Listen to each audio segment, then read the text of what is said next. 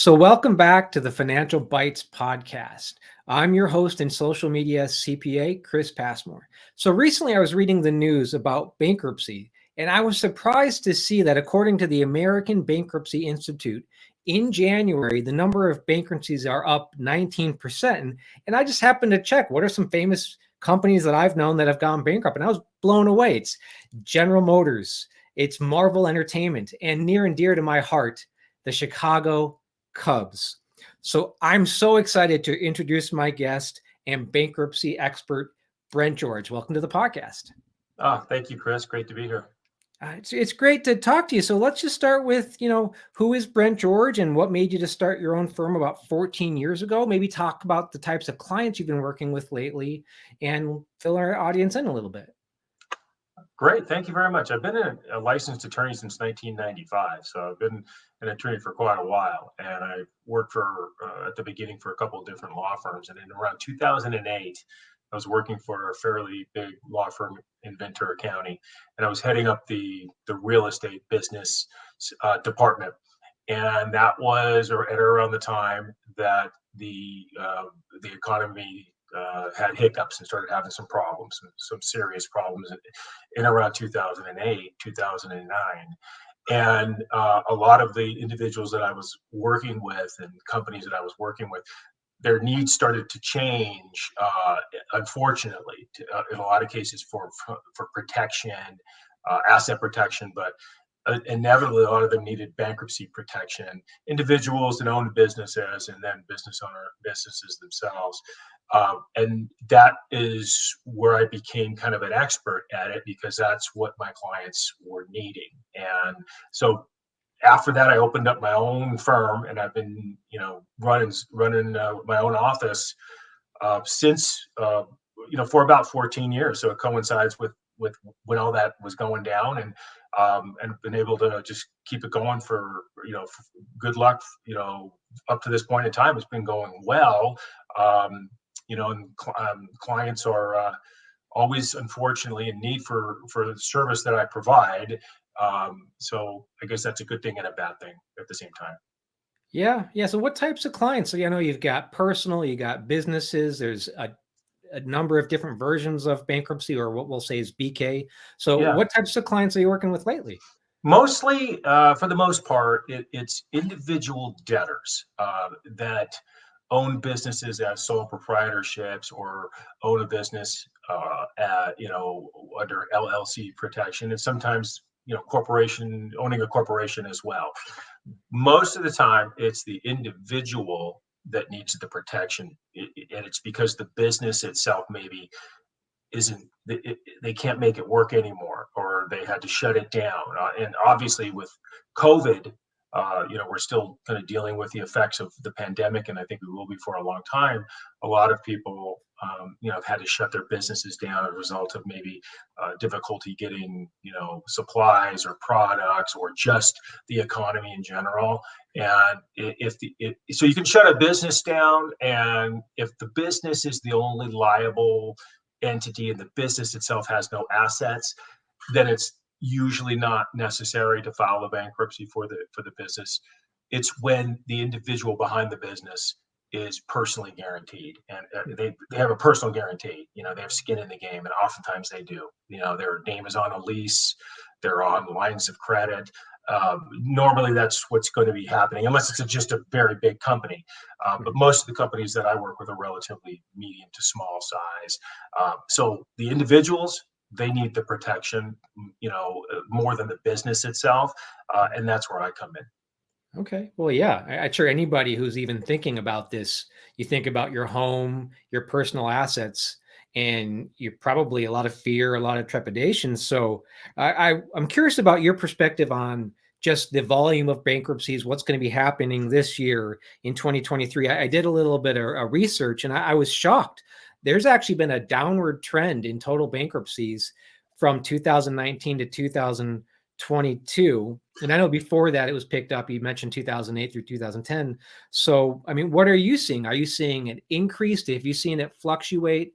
Have you seen it vary by industry, like you mentioned, because of COVID? So what have you seen? And frankly, what are your thoughts on this year? Do you think we're going to see it go up, go down, stays in the middle? Great question. There's always been a fluctuation, and it just depends on on whatever situation or circumstances we're dealing with as a country economically and regionally.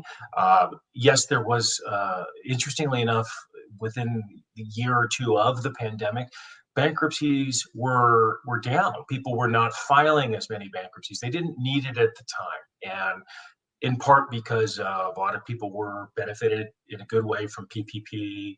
So a lot of people were getting extended unemployment benefits. Credit card companies were working with people more. They were hesitant to be aggressive during this tumultuous time for everybody. That's since changed. I've seen a shift. The shift is the credit cards are being companies are very aggressive, so they've gone full born. They're suing people for even small, amounts of debts, and a lot for in a lot of instances, businesses, they utilize the PPP money or other sources, and that's exhausted, as well as unemployment benefits, and they just have no where else to turn. And they're seeing in their mind, they're seeing kind of the walls closing in and the debts are piling and the phone calls are coming. And, it's a scare, like you said, it's a really scary time for a lot of people. So I am seeing an increase steadily. It hasn't really burst open like a lot of people have been saying that it is going to happen within the last year. Saying it's just going to be an explosion. I personally haven't seen that, but there's definitely an increase. More and more people are calling, and it's all different types of people. And it's people that are laid off, people that, like I said, owned a business, shutting out a business a year ago. Now the creditors are kind of coming after them. I expect for this year to be even, definitely higher than last year. And the trend that you mentioned from the American Bankruptcy Institute, I expect it to continue. Wow. You know what? I didn't think about that, but I could see where all of that government support from 2020 to 2022, maybe, I hate to say artificially, but gave people an extra runway that they normally wouldn't have with that support programs out there. That makes a lot of sense now, that maybe that helped push down the numbers. And now that those programs are wrapping up, things are starting to see a pickup. And I have to ask, just because you bring it up, you mentioned how even credit card companies are going after smaller amounts. I'm just kind of curious, what are you seeing? Because in my mind, I'm thinking if a credit card company is like, if it's $1,000, it's not worth their time and effort to go after that. Are you seeing, could that come down to that level or Not higher or quite that lower? low. I see very often credit card companies and debt collectors, because there's debt collectors, companies that buy the debts from the Capital Ones of the world and the B of A's of the world, and then they pursue the creditors, the debtors on behalf. They're the creditors now, and they will file lawsuits for as little as $2,000, which is surprising. It is, like you mentioned, the time and the effort involved doesn't seem like it would be worth it, but they're hoping if they file a lawsuit and they serve the person, they scare, the individual debtor, they scare that person, frighten that person, prompt a phone call, then they can work out some kind of a payment plan.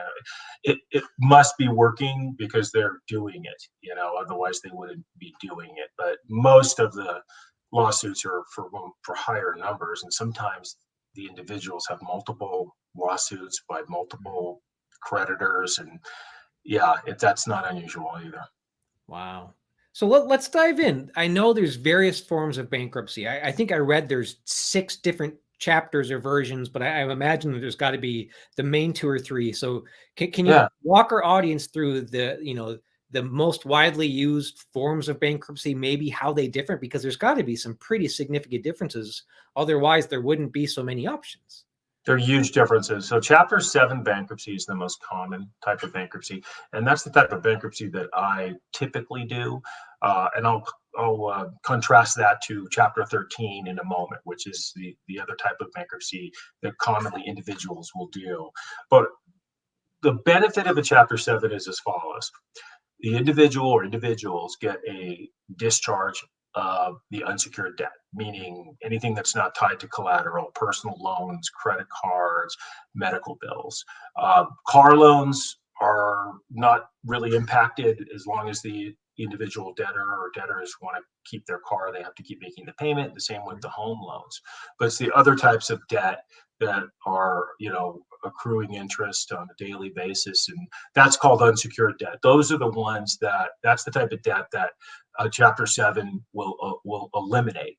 The the flip side, the problem for some people is qualifying. The qualification process for Chapter 7 is largely financial, and it's based on a very short snapshot of time period of the last 6 months of the individual's or household income. And so pay stubs or income and expense statements are really important to get a baseline of the income.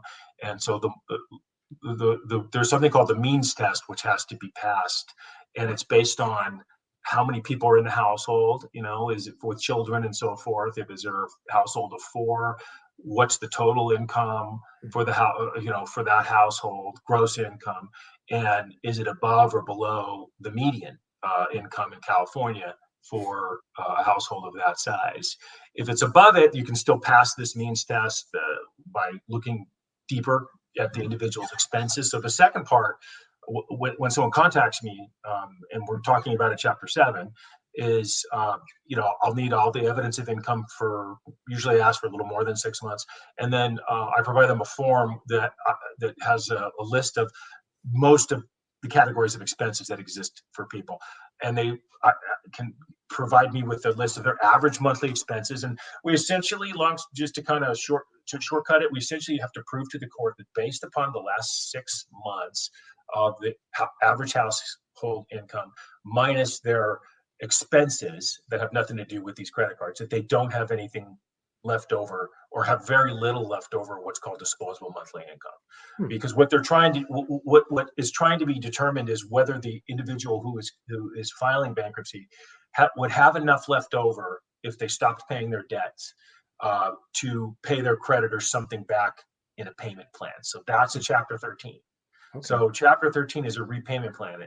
You're not typically paying the full amount of the debt. It is usually much less than 50%, but it's a 5-year plan. It's a long-term commitment, 60 months of payments, regular payments. And at the end, if you comply and you meet your obligations, then you get the debtor gets a discharge of whatever wasn't paid through the plan. So if they pay 30% of their overall debt, if they have $100,000 in debt, they pay 30% of it, then they get a discharge at the end of 70%.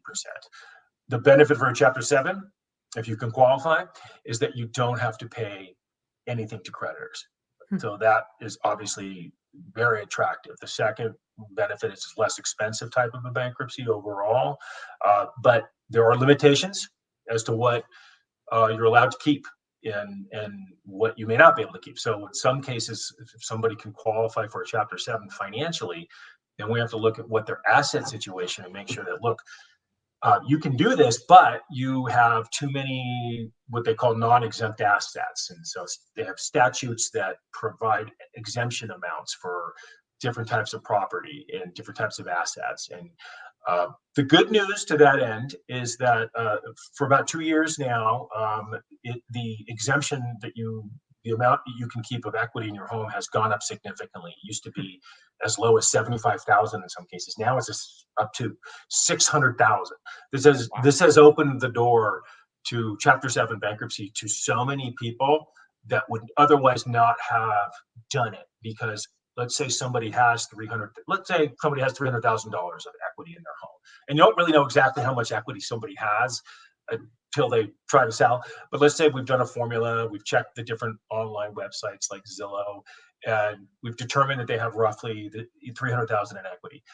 Prior to the change in the law, they would not want to file bankruptcy, because what the trustee would do is they would say, well, a couple could at that time could exempt 100,000. That's it. So what happens to the other 200,000? Well, the trustee could sell your property and take the proceeds and pay it to your creditors. In fact, the trustee who administers the bankruptcy has a fiduciary duty to act on the best interest or in the best interest of the creditors. So that was sometimes a very tough choice for people to make. Now, because of the extension, the increase in what you're allowed to exempt up to 600,000, it's just opened the door to so many people that can do it a bankruptcy now, and if their house is their primary asset, and for a lot of people that's exactly the situation that they're in. For most people, they get to keep it and still do the Chapter 7. Now, I have one more thing. If somebody has like $1 million, let's say, or $900,000 of equity, but they're in a financial pinch, they wouldn't want to do a Chapter 7 because, again, they have all this exposed equity. And the only way really to tap into that exposed equity is to sell the house. And really nobody wants that.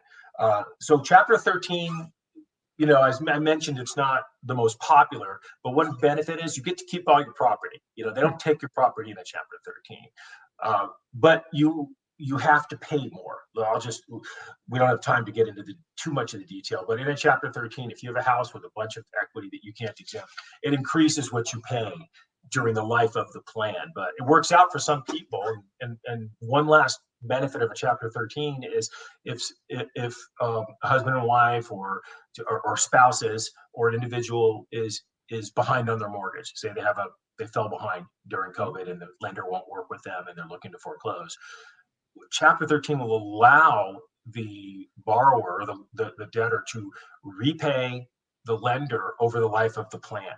In effect, as long as they keep making their regular mortgage payment and the regular obligations, they're allowed to take the forbearance amount, extrapolate that over 60 months, and the creditor has to, the bank will say, has to take that and allow them interest-free, essentially, minimal interest, to pay it back and then get current by the end of the 5 years, and they cannot foreclose on them as long as they're in a valid active bankruptcy. So that's the positive of 13.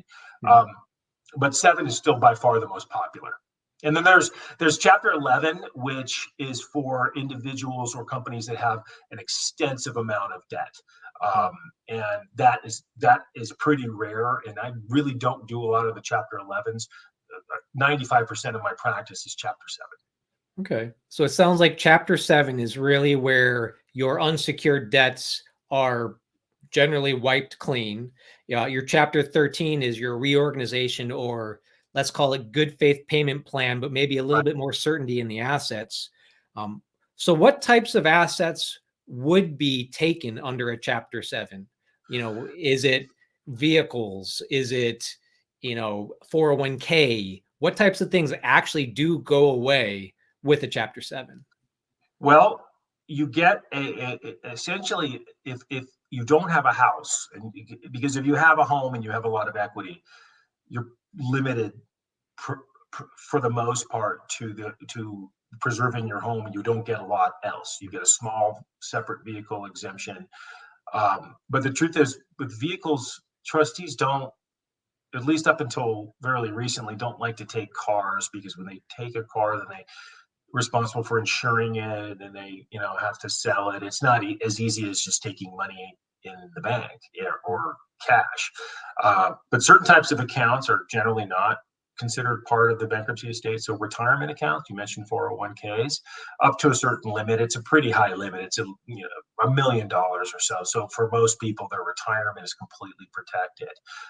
But vehicle equity is exposed unless you can exempt it, which most people can, because they have, their assets are under the threshold limits. Money on deposit, bank, money on account, just cash that somebody has, collectibles, things like that have value, things that you have to disclose that you own these things. Those are the kinds of things the trustee's really looking for, just being able to take the cash. But strategy is a big part. I know that we're going to get to this, but there's ways to legally, what they call, convert the non-exempt assets and use it for appropriate things and delay a bankruptcy. And I guide people with that. And that's why talking to somebody like myself as early as possible is key, because it avoids a lot of problems. Well, that's a good segue into our next talking point. When should someone call you? Because I imagine anybody who's thinking about it has had financial difficulty for a while. It's not like on Monday they were fine, on Tuesday they were in bad shape. So when do you normally recommend they pick up their phone, they call an expert like you and say, "I need help"? When does that normally happen? Or do you notice any triggers? Did something happen? They got a letter that was threatening. When is that, inflection point? Well, a lawsuit from a creditor is always a tremendous motivator for people. But by the time it gets to that point, the individual or the business already is well aware of the problem that exists. So that it's best to contact somebody like myself as soon as you anticipate that there is a potential shortfall, a problem paying, your certain bills or certain vendors or certain debts. It and sometimes people just need to do an evaluation because they're looking at their situation. They're not in financial trouble per se. They're not in default, but they have a significant amount of credit card debt with significant interest component that just revolves and gets bigger. And they're making a payment every month, and they're basically just paying the interest. Mhm. And the debt or portion of it, and the debt itself is not reducing, or sometimes it's accumulating. That's a bad position to be in for the long haul, Mhm. and you could sustain it possibly for the rest of your days, but you may not be able to. Um, so it'd be a good idea if you're in that situation, you call somebody like myself, and I would tell the individual what it is that I would need to evaluate. Then we would do an evaluation based on that moment in time. We can't forecast the future per se, but that moment in time. And if there's just no chance you're going to be able to do this, I will tell them, look, it's just not available to you. And we can talk about other possible options like debt settlement that we offer, or different types of bankruptcies. But the earlier the better in terms of contacting somebody, because strategy is a huge component. It can prevent people from making mistakes that they didn't, understandably, they didn't know was a mistake at the time. They were doing the right thing. And I, I have an example of someone I spoke to yesterday that was doing the right thing. It's a woman who really needs to file a Chapter 7. And during my conversation, I found out that she is on a bank account with her father. That's okay, that's fine. But then she told me, the reason that she's on the bank account with her father is that she's been making payments. She's been paying him back on a loan that she took out, a couple of years ago. Mhm. Well, that's good. It's a good thing and shows that she's trying to pay her, a creditor. Problem is that in bankruptcy, there's a theme or a theory of bankruptcy law that says you can't play favorites among creditors. You have to treat them all equally. So her father would be considered an insider, Mhm. like a preferential creditor.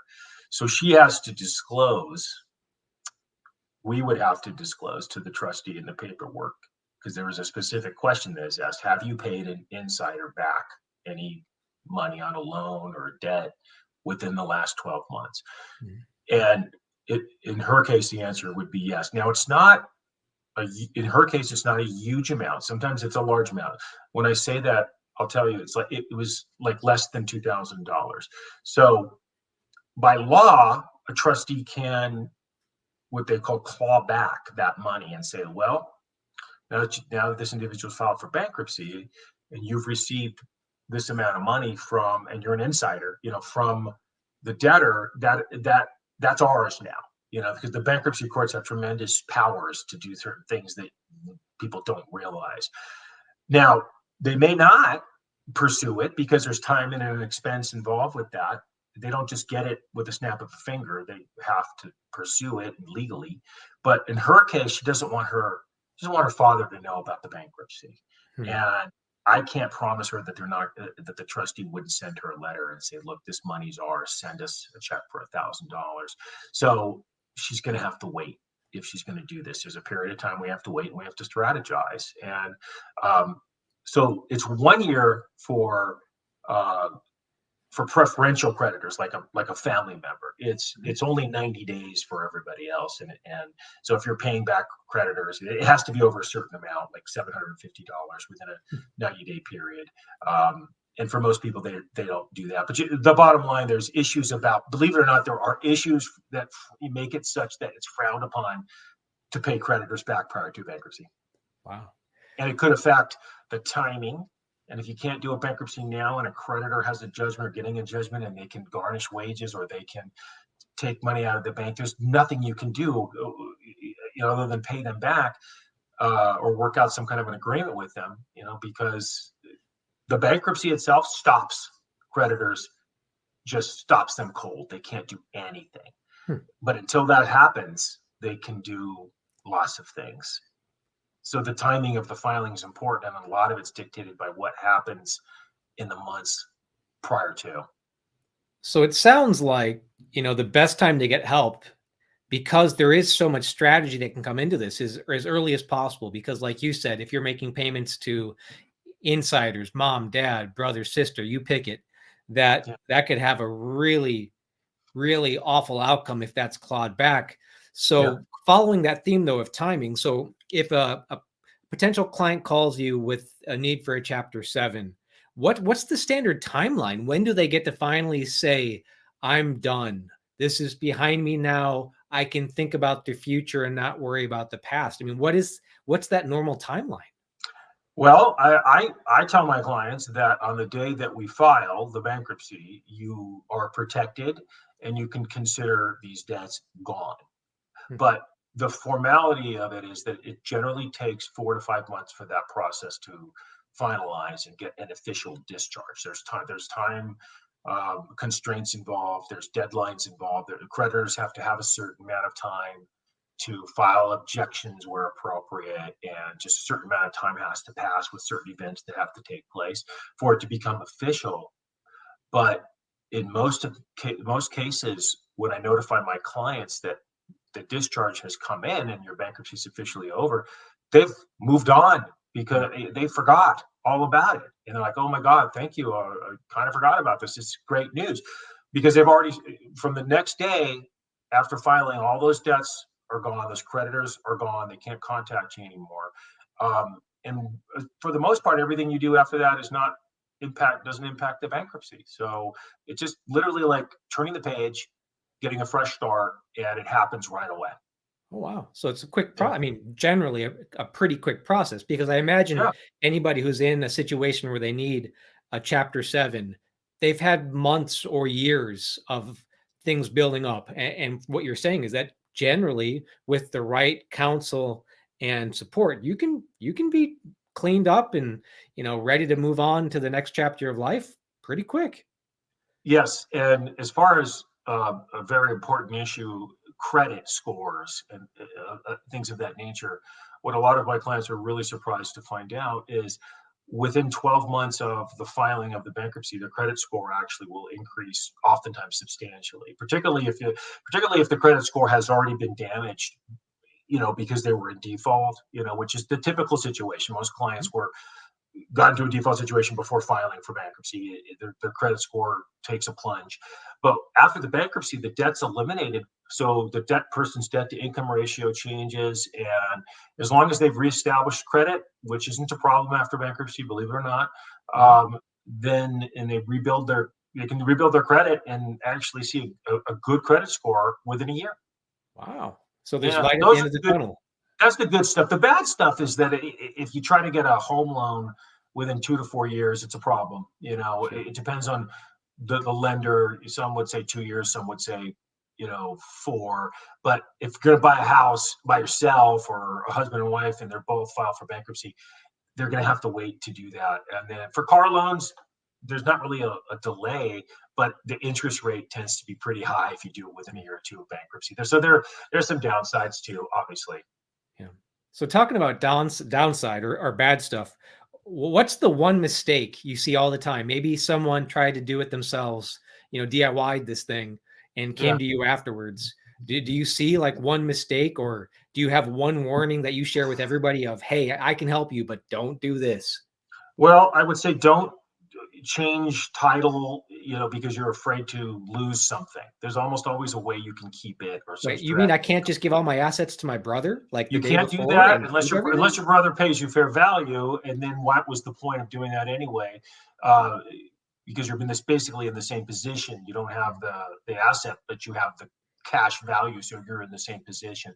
So that's a mistake people make. The payment of to certain creditors of money prior to within certain deadlines is a problem. Incurring using your credit cards or giving cash advances or balance transfers within that 90-day period is also a problem, because if you're going to do a bankruptcy, you want it all to count. You don't want to have some of it being deemed non-dischargeable, Mhm. and sometimes it can be if you incur certain debts, a certain amount of debts for certain things within a certain period of time. It's usually that 90-day window or so. It could be deemed non-dischargeable, and you're still be on the hook for it. So those are some mistakes that people make unbeknownst to them. The other one I see a lot of is people that utilize the services of debt consolidation companies or debt settlement companies that aren't attorneys. Sometimes they work, but sometimes a lot of times they don't. And people will come to me after they've been in some form of a payment plan that they've been paying a third party to, and the third party promise that we'll settle all these debts. Well, they don't have magic ability to settle debts, so the creditors are or hold all the cards. And particularly if they're not a lawyer, they can't even threaten a bankruptcy on their behalf. So they don't have any real leverage. And so a lot of times they don't settle with all of the creditors, and it just takes one creditor to file a lawsuit to force somebody to go, oh my goodness, so now I have to do bankruptcy. So all that money that they paid for this payment plan theoretically was money they could have kept for their own purposes and for their own life expenses and support, because they ended up having to do a bankruptcy after all. So I do see that a lot. Wow. Okay. So Yeah. that's two powerful observations for things to be careful of.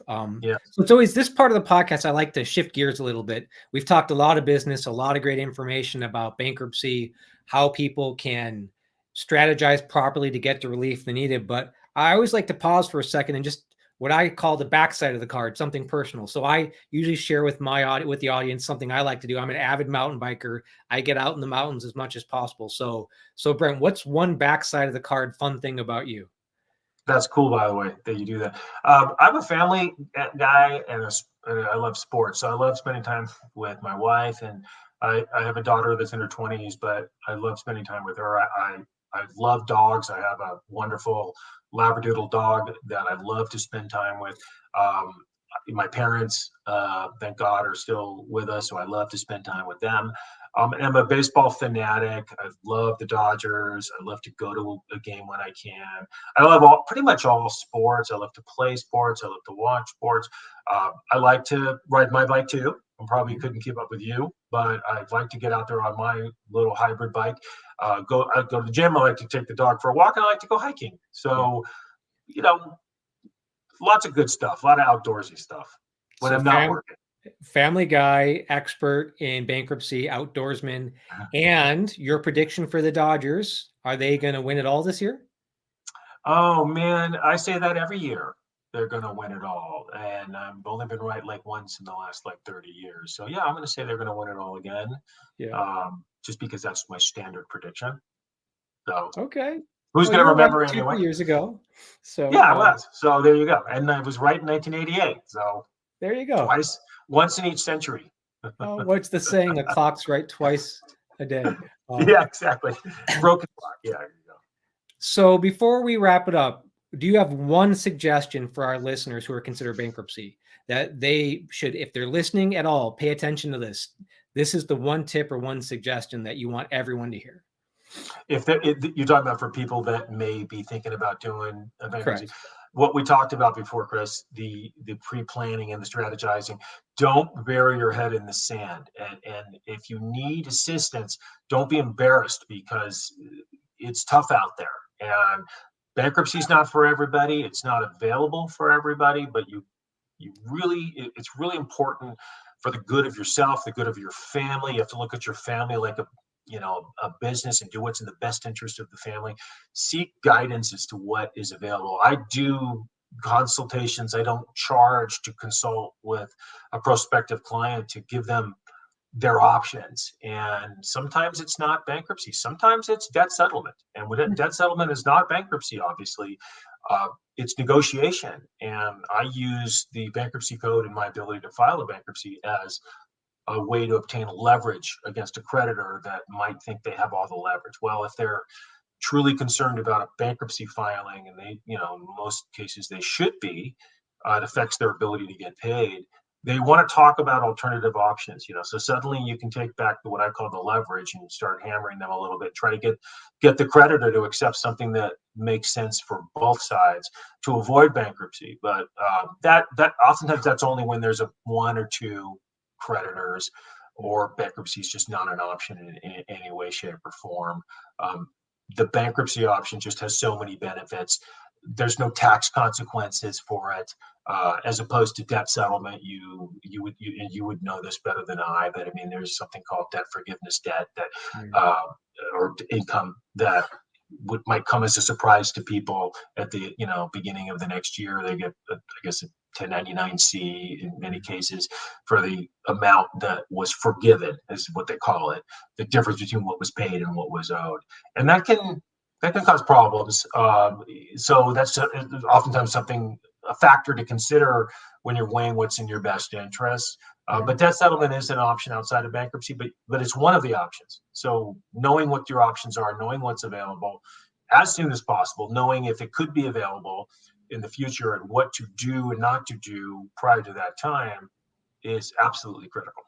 Well, yeah, and don't ignore it. Even though it has to be emotionally a very difficult time, know that there's help out there, and there may be some very great options, but Yeah, you can't explore it until you actually ask for help. So that's a right. great suggestion. So if any of the listeners want to reach out to you and say maybe they need help, maybe they're in a situation that would consider a Chapter 7, how can they reach you? How can they contact you? Okay, well, my phone number, I'll just quickly mention it. It's 805-494-8400. So 805-494-8400. My assistant, Marie, is available to answer the phone. I'm pretty quick to get a hold of. If I'm not available, I call back people pretty quickly, or as quickly as I can. Also, our website, it's brentgeorgelaw.com. So www.brentgeorgelaw.com. And then I guess the last piece of information would be an email address, and it falls in line with my website address. It's Brent, B-R-E-N-T, at brentgeorgelaw.com. And I'm always available by email, that's for sure. Okay.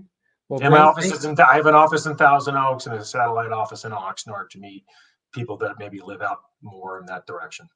okay. Well, Brent, it was so great to talk to you. It's been some great information that I think people will find very valuable this year. So thanks so much for your time and for being a guest on the podcast. Well, thank you, Chris, for having me. I really appreciate it. All right. Thank you, sir.